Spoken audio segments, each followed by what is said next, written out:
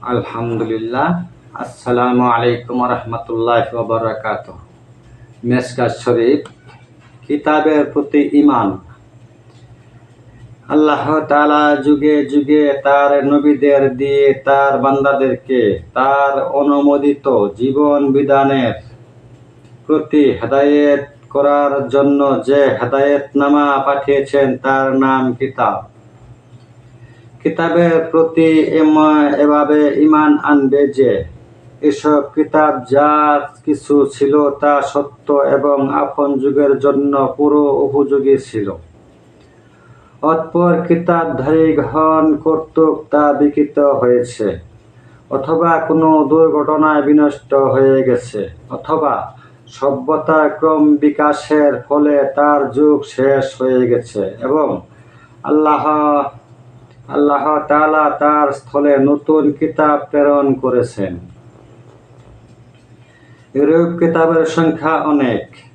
তাদের মধ্যে 4টি কিতাব প্রধান: হযরত মুসা আলাইহিস সালাম এর তাওরাত, হযরত দাউদ আলাইহিস সালামের জাবর, হযরত ঈসা আলাইহিস সালামের ইনজিল এবং হযরত মুহাম্মদ সাল্লাল্লাহু আলাইহি ওয়াসাল্লাম এর কুরআন। কুরআন সকল কিতাবের মধ্যে সর্বশ্রেষ্ঠ ও সর্বশেষ কিতাব।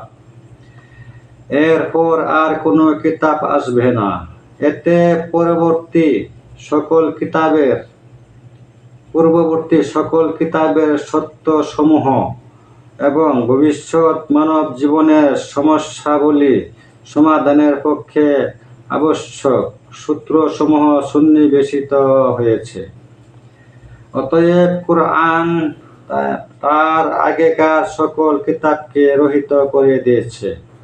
অতঃপর কুরআনে অনুসরণ করা ছাড়া কাহারও পক্ষে আল্লাহ মনোনীত পন্থা লাভ করা সম্ভব নয়।